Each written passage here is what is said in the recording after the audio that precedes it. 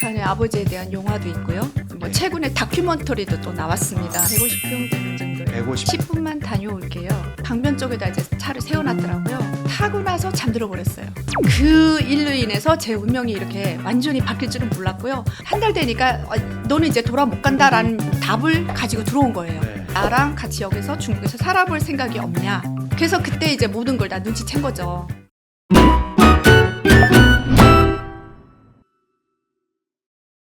네, 안녕하십니까 시청자 여러분. KYD 유튜브 방송 북에서 왔수다. 오늘은 화장품 CEO를 한 분 모셨는데요. 박진희 JHP 대표님이십니다. 안녕하세요. 안녕하세요. 네. 요즘 뭐 K-뷰티의 열풍이 우리뿐만 아니라 뭐 전 세계적으로 지금 난리가 아니죠. 근데 박진희 대표님이 이제 화장품 업계 요즘 화제가 되고 있는 업체를 이끌고 계시는데 아주 특이한 경력을 가지고 계신 분입니다. 먼저 좀 자기소개를 부탁드립니다. 네, 안녕하세요. 저는 2008년 평양에서 탈북해온 박진희입니다. 저는 북한에서 김일성 종합대학을 졸업하고 정말 뜻하지 않게 이제 탈북하게 됐습니다. 그래서 제 아버지가 좀 유명하신 분이었어가지고 제가 유년 시절 유복하게 자랐습니다. 부모님 덕에 이제 북한에서는 평양 외고에서 이제 영어를 전공했고요. 종합대학 그 경제학부로 시험을 봐서 거길 졸업했습니다. 졸업하고 형제 자매는 오빠가 있어요. 부모님은 제가 탈북하기 전에 두 분 다 돌아가셨어요. 네. 김일성 되면 북한의 최고 학부로 이렇게 알려져 있는데 네. 어떻게 거기는 입학을 하신 거예요? 공부를 하셔서? 그쵸. 전 공부 나름 잘했습니다. 네. 전교에서 몇 번째 꼽힐 정도로 공부를 잘했어요. 그래서 외고 갈 때도 전국적으로 수능을 봅니다. 그렇죠. 근데 그때도 사실 제 힘으로 붙었고요. 아버지가 백 좀 써야 되냐 하고서 이제 명단에 가보니까 몇백 번째 붙어 있더래요.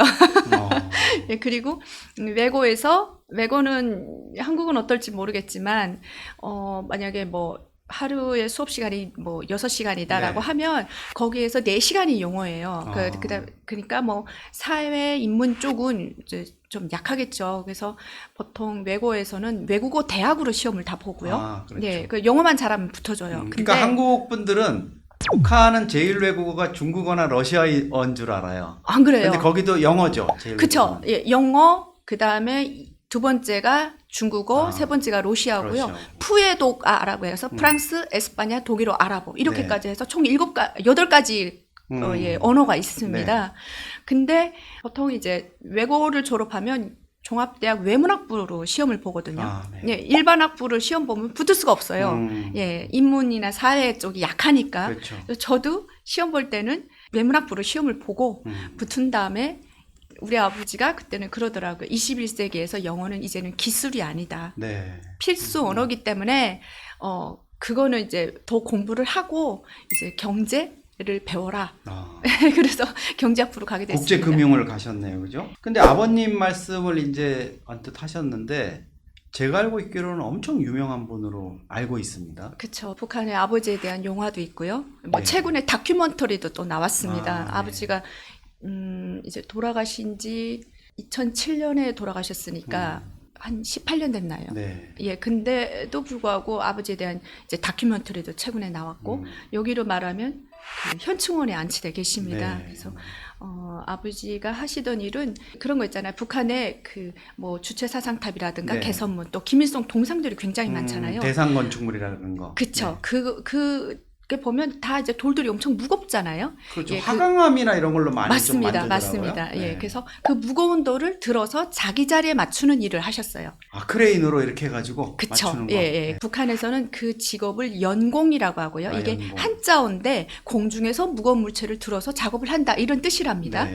하고 아버지가 연공대대 대대장으로 하셨고요. 여기가 이제 김일성의 김정일의 이제 그를 선전하는 북한의 중앙당 선정선동부 소속의 직속산하 부대였습니다.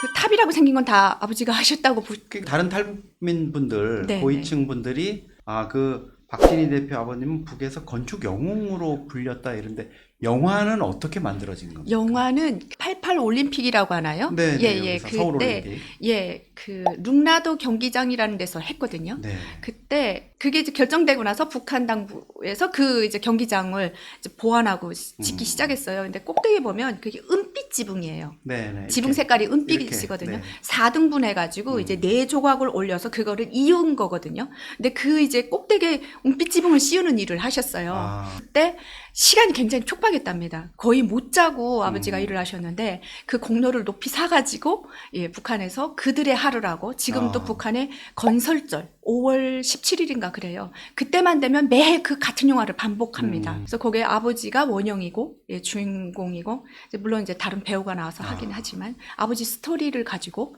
그 은빛 지붕을 씌우는 그 영화의 주인공으로 나오시죠. 그러니까 북한의 이제 대형 건축물들이 보면은 그 어마어마한 규모이기 때문에 화강암을 조각을 해서 그거를 이렇게 조각조각 붙여가지고 만드는데 그 작업을 하셨고 능라도 5.1 경기장 같은 경우에는 예. 이제 그 은빛 88 지붕. 올림픽 그쵸. 우리가 이제 서울에 뭐 잠실 운동장이나 이런 거 지으니까 북한도 빨리 짓자 해가지고 짓는 그거를 이제 공기 내에 맞추시는 맞아요. 그런 공을 해서 이제 영웅칭호를 받으셨는데 평양에서 그러면 정말 끝내주게 사셨겠네요. 그쵸. 예. 근데 아버지가 뭐 굉장히 검소하셨습니다. 그 그리고 검소에서 아파트 몇 평에 사셨어요? 한 150평 되는 정도예요. 150평이면은 예. 거의 한 층 다 쓰시는 그런 그쵸. 예. 아파트에 그 살았군요. 큰 덩치에 집이 2집밖에 없었고요. 예. 어디 중구역이었어요? 지금? 아닙니다. 보통강구요. 보통강구역. 보통강 1동에서 앞에 보통강 강변이 보이는 강변이 보이고. 예. 여기 한강 뷰가 보이는 예.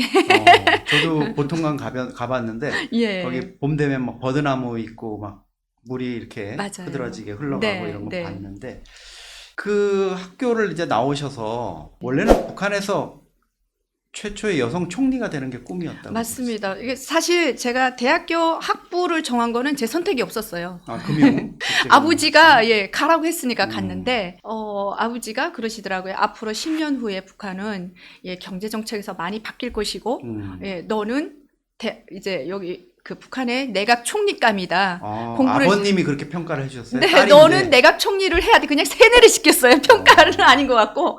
예. 그래서 나는 크면 이제 대학 졸업하고 북한의 내각 총리를 해야지. 예, 그 꿈을 가지고 대학을 졸업한 겁니다. 탈북을 하셨어요. 예. 강을 넘었어요. 근데 그 네. 사실 되게 위험한 일인데 무섭지 않으셨어요?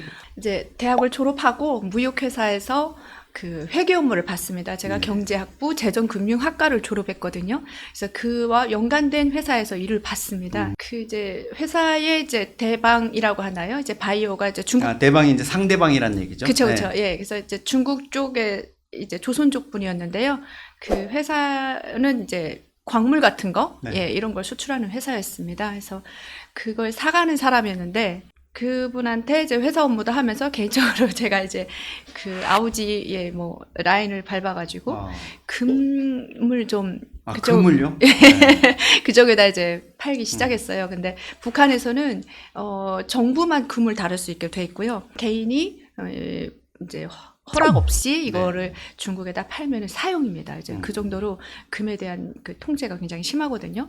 근데 어쨌든 이제 금광을 하는 아버지 친구를 통해서 제가 금을 사다가 그 이제 팔로가 있으니까 예, 그분한테 이제 뭐 자동차 미티라든가 이런 데 일을 깔아서 내보냈어요. 그냥 제 용돈벌이 정도였었는데 어느 날 그 한 2년 정도 했던 것 같습니다. 근데 어느 날 그분이 회사 돈도 줄 게 있고, 네 돈도 줄 게 좀 꽤 되니까, 뭐, 한 번에 금 1kg씩 넘겼으니까, 뭐, 몇천 불은 넘죠. 예, 있으니까, 압록강인 것 같습니다. 저 양강도 쪽, 어디 이제 지역을 얘기해 주면서, 그 맞은편이 아마 중국 영길이었던 것 같습니다. 그쪽으로 와서 좀 잠깐 받아갈 수 없겠냐라고 얘기를 했어요. 그래서, 뭐, 계속 2년 동안 거래했던 사람이고, 별일이 있겠냐 싶어서, 일단은 이제 국경경비대한테 돈을 그때 이제 뭐 몇백 불을 주면서 20분만 다녀올게요. 라고 해서 이제 그 압록강을 넘었어요. 배를 타고. 북한 쪽에서 그 중국 땅까지 가는데 10분도 안 걸렸던 것 같습니다. 네. 예, 밤에 갔는데 강변 쪽에다 이제 차를 세워놨더라고요. 그래서 제가 차에 타서 얘기하자. 그래서 차에 탔는데 타고 나서 잠들어 버렸어요.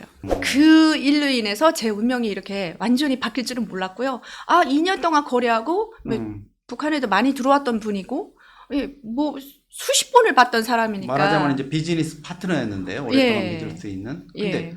어떻게 된 겁니까? 왜 차에서 잠깐 쓰라 그랬지? 제 기억에는 무슨 연기 같은 게 났던 기억이 나요. 연기.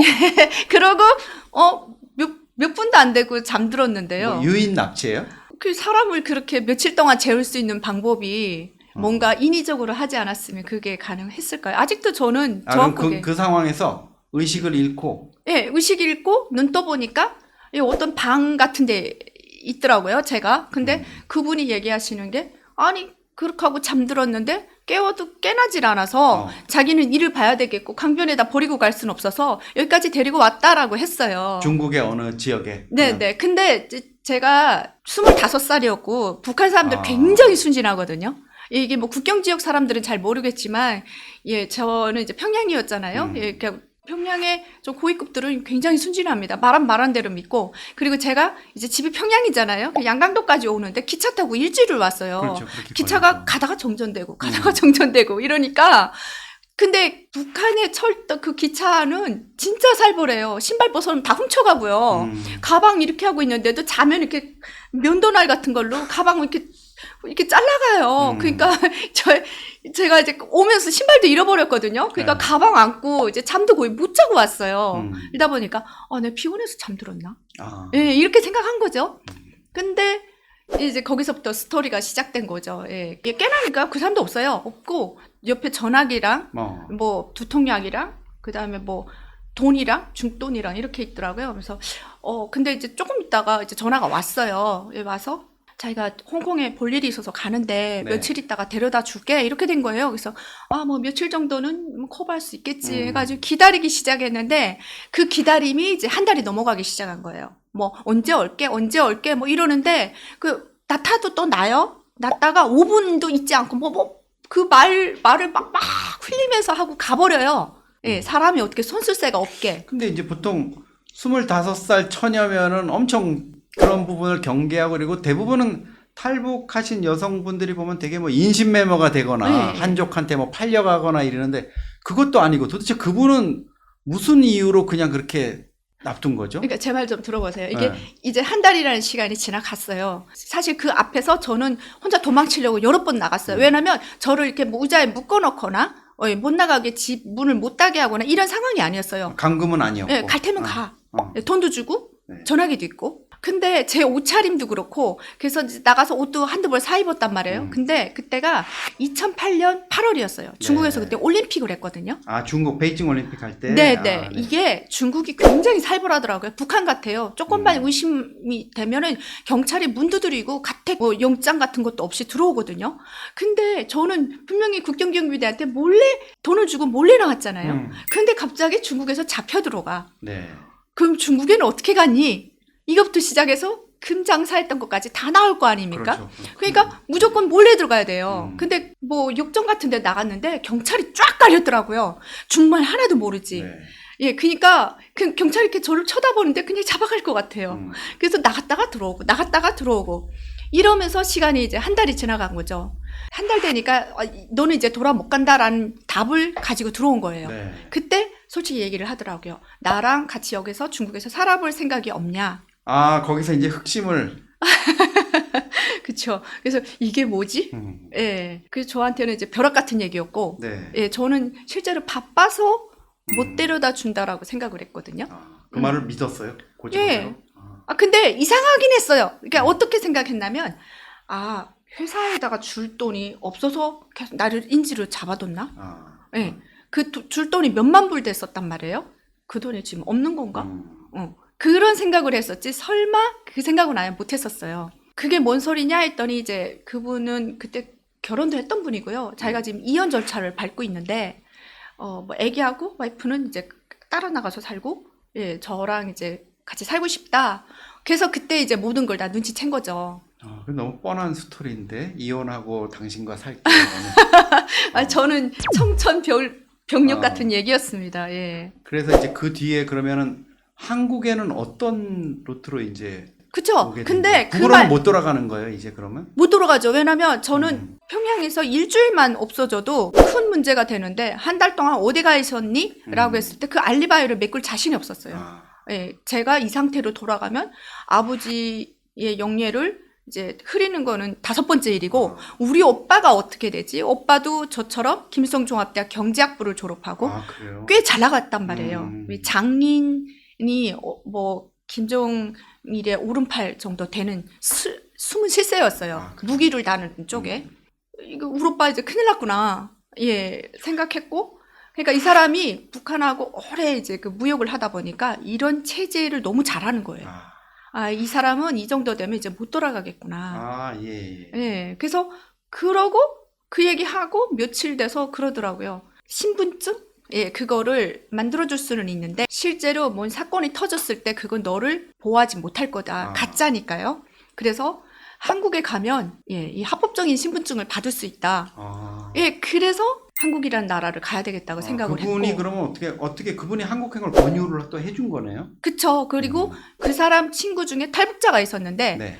브로커하는 탈북자가 있었어요. 아, 예, 그래서 그 소개로 이제 심양에서부터 출발해가지고 저는 남방 쪽에 가 있었는데 거기서 네. 다시 심양으로 가서 심양에서 다시 또 남방 쪽 루트를 밟아서 예, 탈북하게 됩니다. 아, 그게 그러니까 이제 중국 베이징 올림픽이 열릴 때니까 2008년 예, 그래서 제가 그 태국에 도착했을 때가 2008년 10월이었어요. 태국을 거쳐서. 예, 그때가 경계가 가장 뭐 삼엄할 태국까지만 오면은 그 다음부터는 좀 맞아요. 안심이 되는 예, 거죠. 예, 예.